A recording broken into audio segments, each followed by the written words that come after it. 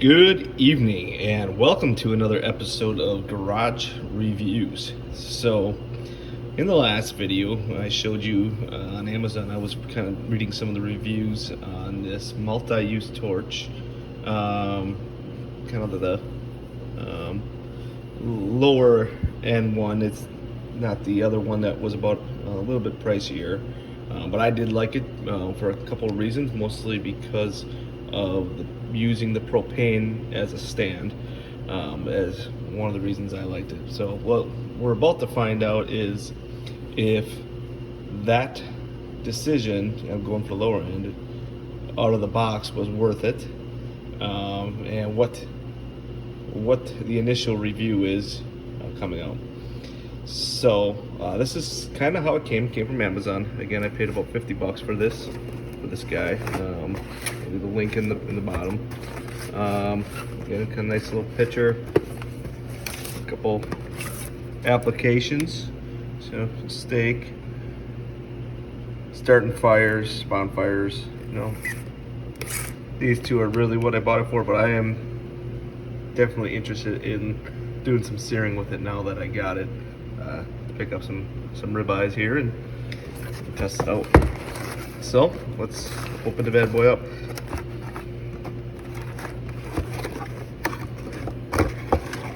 So this is how she comes.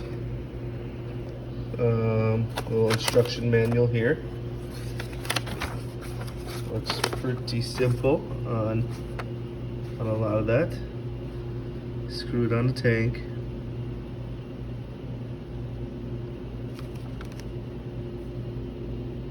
You know, you turn the knob on, use a switch on the back for ignition, and control the top. Pretty easy, pretty typical of a normal gauge, I guess, or something like this. Torch, so that came with it. Came shipped in a foam, so that you know it's gonna be safe shipping, I would say, out the box. So pulling it out here, just looking from here, it's a pretty hard steel going in. Looks like the igniter is in there, a couple holes. Pretty simple concept, you know, it's just basically a torch, right? So got your screw gasket in there for your propane, and then your knob for controlling, and then looks like that's your ignition.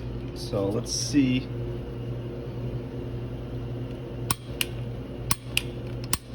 Well, there is a little bit of spark there on the bottom, so it does work out the box, so that is a plus. Obviously the tank does not come with it. I do have one here that's probably not recommended, but I'm going to use it. Foaming tank, but it's a little bent on top. So I'll screw this bad boy on.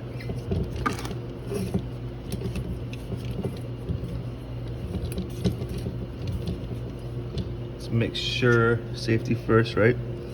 That this thermometer, or the dial is all the way off, so you're not giving it a. Let's see here. So she is on. Yeah, so what I'm gonna do is take this bad boy outside, and again, we'll start it up, but look at, that's why I bought it. You can just set it down, I can set it on my counter, and go from there. So that's kind of what I'm liking just off the bat here. Real simple concept. See how easy it is to carry. Got that ignition on the back, so, and then you'll be able to just turn it off once you're done using it. So I mean, simple, tried true. You know, it's a flame, but it's got a big flame, which that's what I'm looking for. So I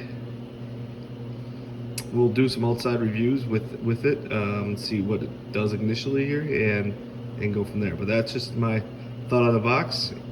Basically, pull it out, screw it on, easy to use, and we'll go. So stay tuned. We'll get outside. All right. So we're back. We're outside now. I'm gonna try to get this thing to go. So I'm cranking it up here. Let's see if she starts. She does not. That is weird. I know there was a spark. I was gonna burn this piece of paper. I'm just gonna put this against here. Looks like there's, I don't know, it's a little windy out today if it's not hitting it. But if you give it a little bit of gas, build up, then it does spark. Just keep it this way. So let's look here. See it going.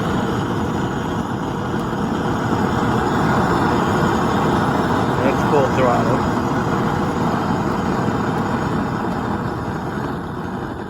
That's all the way down. So that's that. That's kind of a criticism, because it would be nice just to be able to start it. But if you do it like against the ground or a piece of flat, it does start. So let's see if we do it here. No. But if I do it against this guy.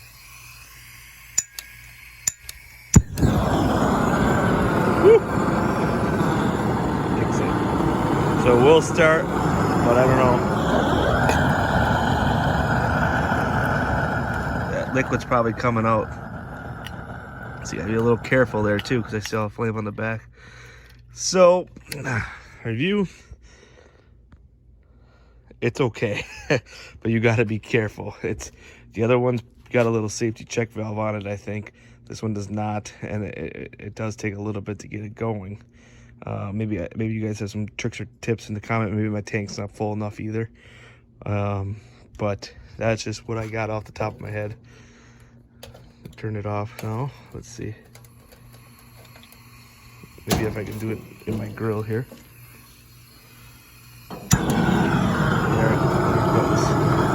So if you want to do some searing or whatever,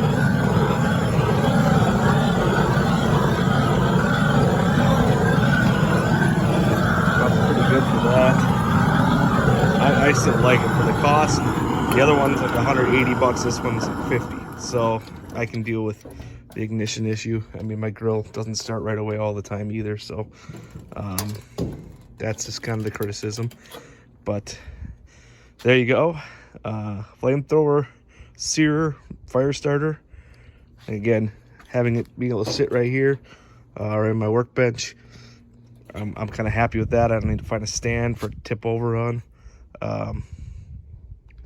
You know, I'll leave it up to you what you think with that ignition deal. But for me, I think it's, if I play around with it a little bit more, maybe I'll do some more videos on once I get it going a little bit better. But that's what I got right now. It does work. Main thing, safety again. You know, if you tip your tank over, there's no safety on the liquid coming out, so you gotta keep that in mind, because you could see I had a little flame buildup right there. So all right, for Garage Reviews, this is Tyler. Talk soon.